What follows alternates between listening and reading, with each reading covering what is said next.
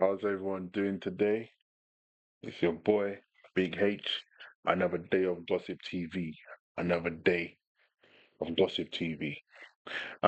This reaction today, I'm not even gonna take your time so much, but this gossip today we're having it's about 2026 regarding the rules of people driving. That every time there's always something changing, and for me, it's getting a bit too much because anytime UK needs money, drivers must pay. I'm talking ULIS, I'm talking pay per mile, I'm talking congestion charges, always something. But let's see what they're gonna hit us with in 2026. Like we're not paying crazy numbers already. You know what? Let's find out. Cause it's always something with these people, man. Let's go, man. Back. If you drive in the UK, whether every day or just now and then, stick with me for the next few minutes because there are some important changes coming in 2026 that could affect how you drive, what you pay, and even how easy it is to stay on the right side of the law. How I know worse that can it sounds a be? bit heavy, but don't worry, I'm not here to overload you with dry legal stuff. I'm here to Hmm. walk you through everything in plain language, like a chat between friends. By the end of this video, you'll know exactly what's shifting, what's staying the same, and what you should do now to avoid fines or surprises next year. So let's dive in. First, let's talk about something we all carry in our wallets, our driving license. Talking about fines, like how crazy is it? You can, I remember, yeah, 2025. Um, I've got a Dartford account and I forgot to pay the bill, the dart crossing. Can you believe? Because I moved houses now, they were sending me letters. I didn't receive the letter, and they stopped sending me letters. I think 6 months later, I had a bailiff come into my house saying I owed him, I think it was £180. And I said, £180 for what?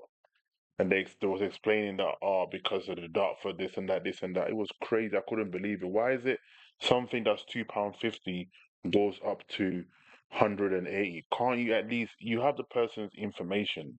Why can't you at least write to the person? The person will pay for the letter that's been posted to them. But 180, that's in a real life it does not make sense. But you know what? That's what people do. I mean, UK is all about For money, I guess. years, the UK has been slowly moving towards digital license systems, and that's going to become even more of a thing in 2026. This doesn't mean your physical license disappears, not at Hmm. all, but roadside checks, police systems, and other agencies are increasingly relying on digital records. What that means for you is that things like penalty points, endorsements, or license expiry details can update instantly. So if you've moved house and forgotten to update your details, that could show up straight away during a check, something that might have been overlooked in the past. Now, there's also been a lot of talk about older drivers and fitness to drive. I want to be clear with you here, there's no new mandatory retest for everyone over a certain age coming in 2026. What's changing is that the system for declaring your medical fitness is being tightened up. The goal is safety, making sure anyone who needs to be honest about health conditions is doing so. If you're over 70 and in good health, you probably won't notice much difference at all. Yeah, I agree with that one. Because I'm not gonna lie. Anytime when someone does a crazy maneuver on the main road and I overtake the person, I look in the driver's seat and I see an elderly person, I just stop. I just don't say nothing. If it's a young person, I'll tell them what you doing, where you get your license from. But an older person, I take my time. So yeah, I definitely agree. There's a certain age, not even a certain age, because some 50-year-olds are healthy, some are not. Some 60-year-olds are more healthy than 50-year-olds. I think it's more about your medical condition. But what about if you don't get a medical check? What happens then? You feel me? So I don't know how they're gonna work it, but we're here to find out. UK living, I guess. All, but it's worth keeping your details up to date and being clear and truthful on any medical forms you fill in when renewing your license. If you're someone who's ever been tempted to glance at your phone at traffic lights, and let's be honest, who hasn't, this next bit is especially important. The rules around mobile phone use while driving are already pretty strict, but enforcement technology is catching up fast. There are cameras now that can detect phone. But that's what I'm trying to understand this. So you can't use your phone while driving, but you got a Bluetooth connection. Literally got a Bluetooth connection in your car. Like for example, the other day I was on the phone to HMRC and trying to sort out some paperwork and whatever. And when they found out I was driving, they said, "No, we can't talk to you." But I said to them, "But I'm on hands free." So what's the rule? You have to make it clear. Is the rule you can't talk on the phone while driving, or you can't hold a phone in your hand? You have to like clarify it for everyone so we can understand.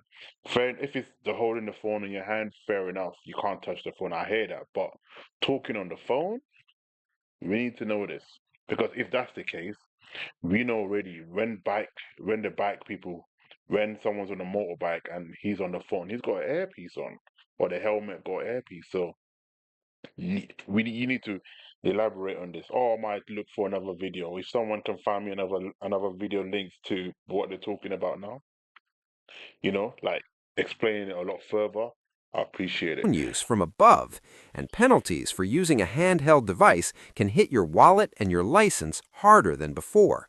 So make it a habit to put the phone away before you set off. It's just not worth the risk. Speeding is another area that's getting more attention. You might have seen more average speed cameras and smart speed zones popping up where you live. In 2026, these systems are expected to spread even more, and fines will be processed faster than they used to be. Some areas are even trialing speed limits that change depending on traffic or weather. If a sign flashes a lower limit, that's now enforceable, just like a regular speed limit. It's part of a bigger push to reduce serious accidents, but it does mean we all need to be more aware of the signs and our speed. Drink and drug driving rules are also tightening up. The police already have the power to stop and test drivers they suspect are impaired, but in 2026, we expect expanded roadside drug testing and lower tolerance thresholds for some substances. This isn't just about illegal drugs. Some prescription medications can affect your driving too, so it's a good idea to check how any medicine you're taking might impact your ability to drive safely. Learner and new drivers are part of this. If you're new behind the wheel, there's a greater emphasis on being confident with things like motorway driving and hazard awareness before you pass your test. You might have heard that the actual driving test isn't changing. You know what? That's so true because I remember when I got my driving license 2010, they did not take me to the motorway. I was driving on a normal road, and I think the driving test lasted about 30 minutes. I don't know. Emergency stop, 3 point turn. I think it was unsupervised driving or whatever that thing was called, where they will give you a direction straight down, get to the roundabout, third exit, and I think that was pretty much it. Then when I got back, I parked in the test center, and it said I passed the first time, but I never actually went to the motorway. But then again, I knew how to drive before I started doing my license, so I was driving illegally and stuff, so it wasn't really a thing for me. But I hear that. Dramatically. That's still true, but what instructors are focusing on in lessons is shifting toward more real-world skills. Electric vehicles have been growing in popularity, and the laws are catching up with that reality too. Some benefits that EV owners used to enjoy, like certain road tax exemptions and congestion charge breaks in places like London, have already started to change. From 2026 onward, more of So those special this is what perks I'm are saying. ending or being. This is what I'm saying. I knew I wasn't gonna get no electric vehicle, but I remember when they came out, the government was saying, first they was paying you 2.5 grand to scrap your old car for electric vehicle. They was doing that. Then after that, they said you don't have to pay no road tax because I pay about 300 and I think it's 340 a year for my road tax, which works out to be £27 a month. I pay it monthly because I don't like seeing crazy money leaving my account.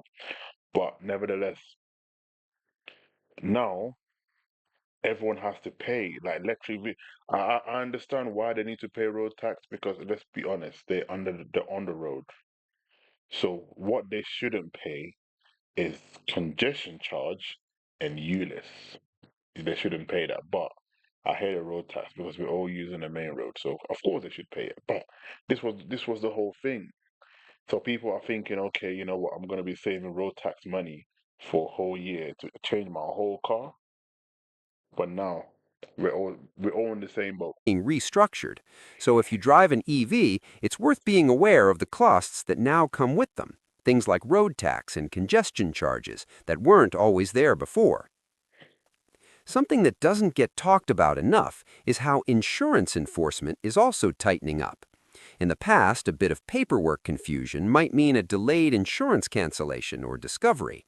Going forward, the DVLA, insurers, and police are sharing data more quickly than ever, meaning if your policy lapses or you're driving without valid insurance, it could be flagged almost instantly. That makes driving uninsured riskier than it's ever been, and that includes short trips down the road. Across the board, you'll see fines and penalty points being issued more quickly, and in some cases, they might be higher than before. The government says this is all about safety and deterrence, making sure repeat offenders feel the consequences. But for everyday drivers, That is not the reason. That is not the reason about repeated offenders. That's definitely not the reason. I can tell you that for free. The UK needs money, so they just trying to find out a way to bring out money. Someone done one calculation the other day for me about how much the UK earns in one day. I think it was 750,000 or something a day on people paying congestion charge. No, I could not understand it. I'm gonna do a video soon. I'm gonna get all my paperwork right because I don't want to give you guys wrong information. I'll get all my paperwork right, and I'm gonna literally show you guys exactly what's happening. Don't worry about it. It's gonna happen. 1 second. 1 second.